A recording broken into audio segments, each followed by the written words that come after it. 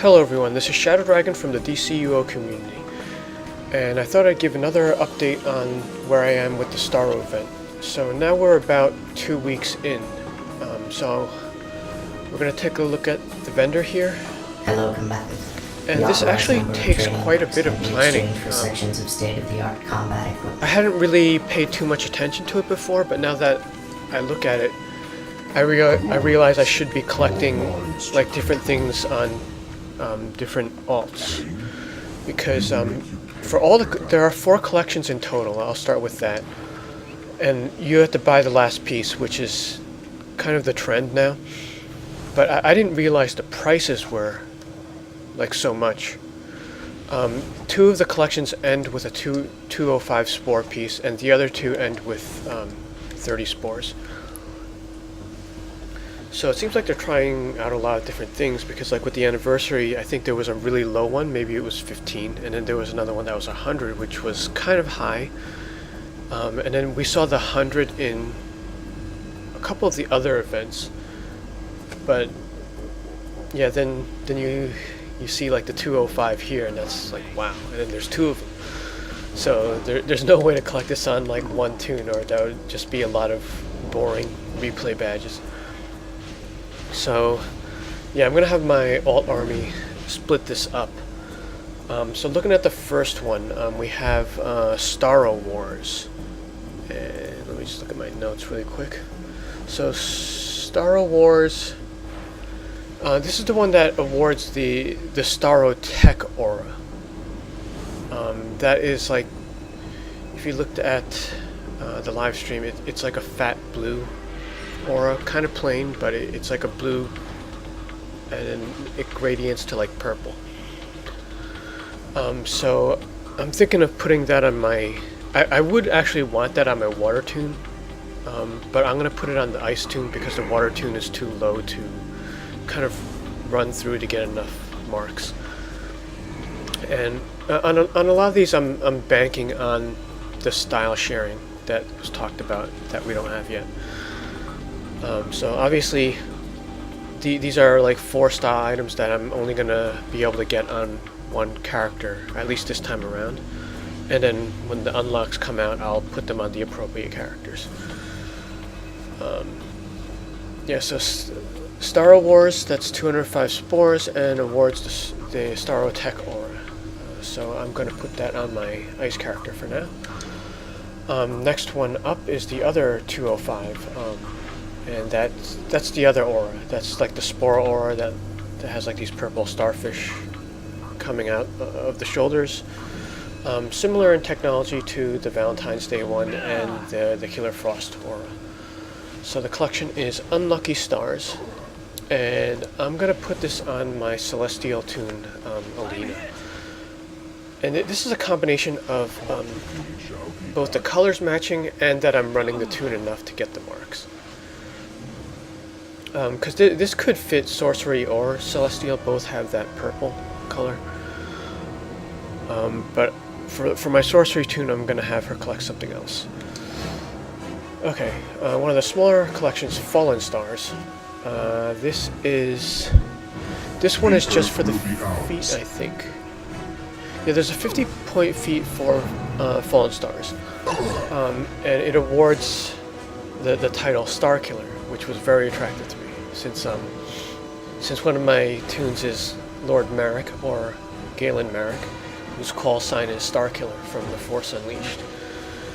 So I actually already have this one, and the name is collected and being used, so I was very happy with that. The last one is Space to Face. And it ends with 30 spores, and it awards the scarred Starro face. So I'm also going to put that on Lord Marek, just because he's going to have some excess marks. It's a style I'm not really going to use on any character, so no big deal on who I throw it on, actually. Like if that one got unlocked, I probably wouldn't even unlock it on all toons. Okay, so those are the heavy single items on the vendor. The other thing is the 3 omnipotence plans. You see 2 of them are, somewhat realistic, 75-75. That is for the ring. And the clasp is actually the utility belt. Our strength is growing. And then the mask is a whopping 205.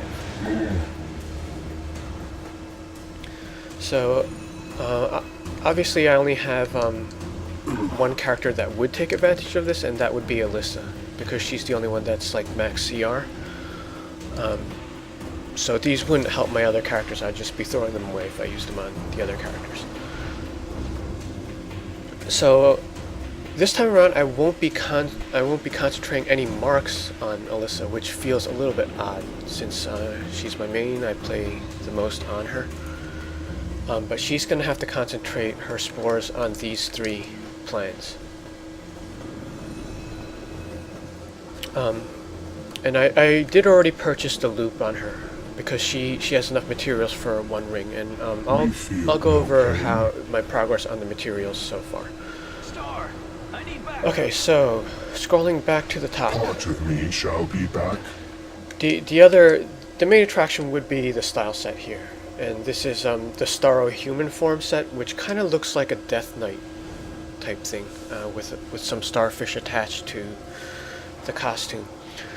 This is the thing I'm probably not going to finish on any one tune, but I'm going to attempt this on 2 characters.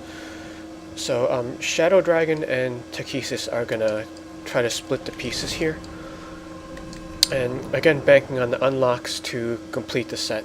So whenever we get that feature, that's when I'm going to complete it. That's exactly what I did with the Anti-Monitor set, and I think I had it spread across several tunes, and if I combine like 3 tunes, they'll probably have the full set. So it's something I'm going to be waiting on. Now this thing does run for 2 months, so it's quite possible that one character will be able to finish this. But we'll see. I mean, I didn't actually do the calculations, but this is sort of like a safe plan of mine, where I should be able to sweep up most of these items with my army. Okay, so let me take a closer look at some of the drops.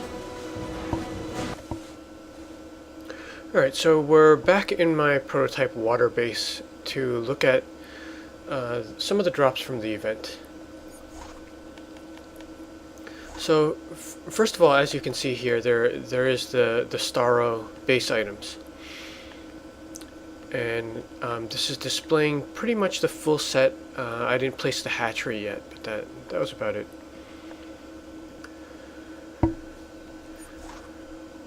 And there are 3 feats associated with this, which we're going to look at.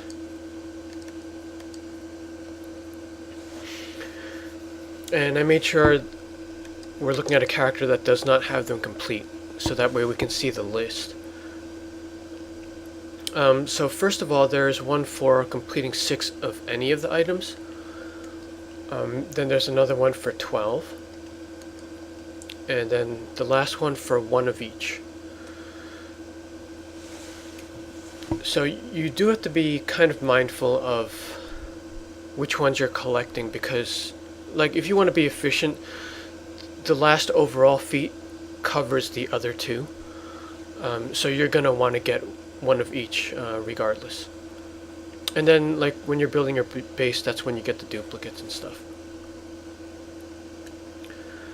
But the nice thing about this is that nothing here on the list is super rare. Like, if you played the event naturally, you will get all of these. And to give you an idea, I actually have this complete on 8 characters already. And I have 18 on the PC side. I won't be running Xbox for this event. But that is 8 out of 18 without spending a whole lot on the broker. Like, I would say 90%, maybe more than 90% of those are drops, because you get them from open world as well as on duty. And while a lot of them are like really common, like you're gonna see the 450s a lot, Uh, the metal table is common. S14 is common. But there's nothing here that's super rare, so you will be able to get all of these without spending a whole lot. Like I've maybe purchased one or two on a couple of tunes, just to complete the feet and get them crossed off. But yeah, you don't actually have to do that.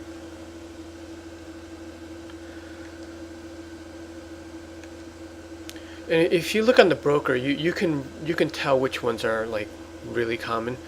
But the ones that are priced up, I wouldn't buy them from the broker. Just wait for them to drop.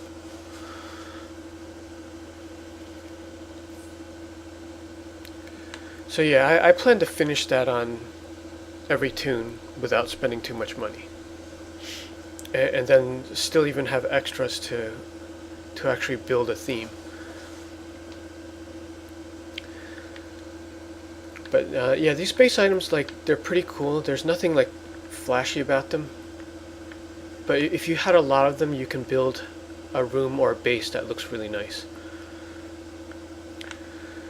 Okay, so the other dropped items we're looking at, and I'm holding them on the tune next to me, Aelin. These are the omnipotence drops, the components for the omnipotence items.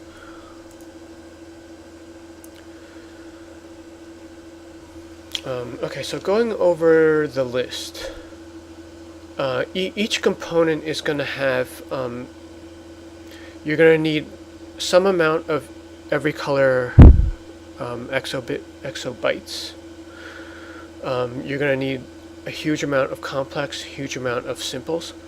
Then there's going to be 5 blue components that drop.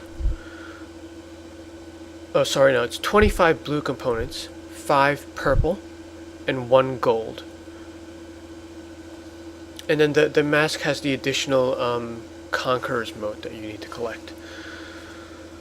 So I'm going to start with the lowest item first, which is the ring, Starro's Loop of Omnipotence.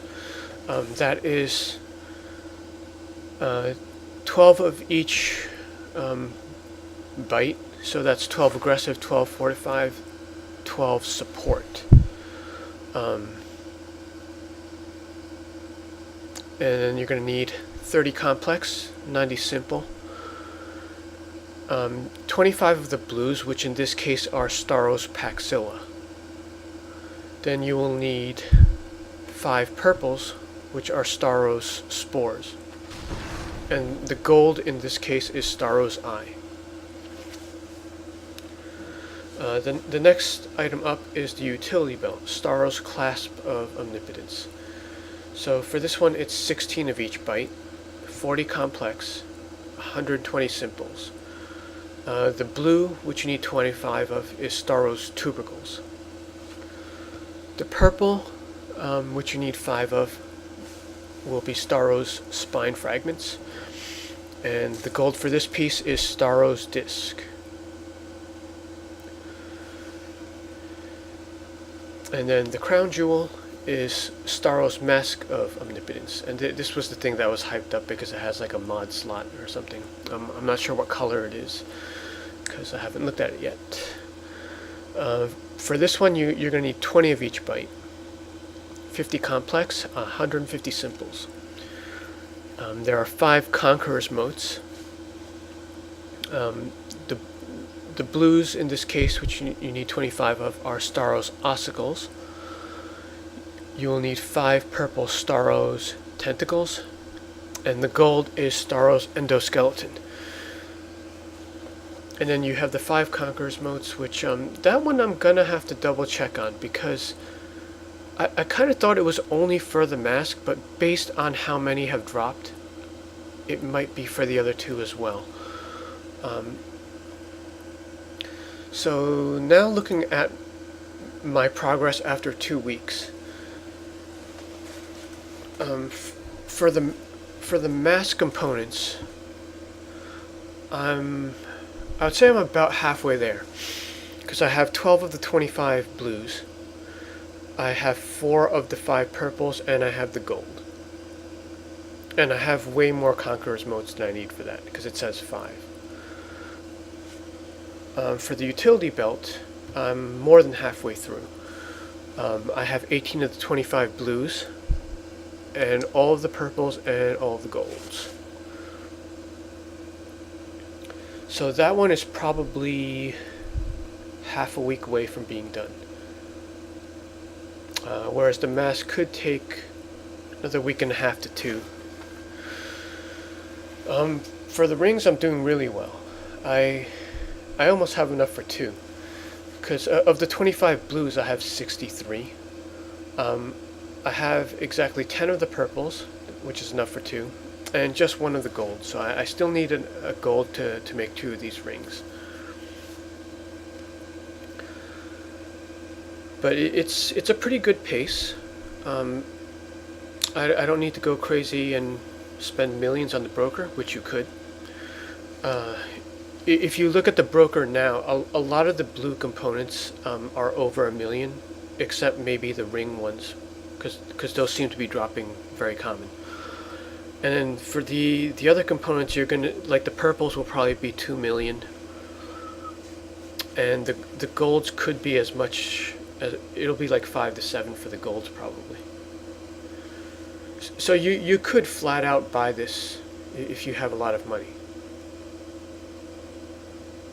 But I mean, you could be looking at, like, if you figure each blue is about $1 million, that's 25 right there.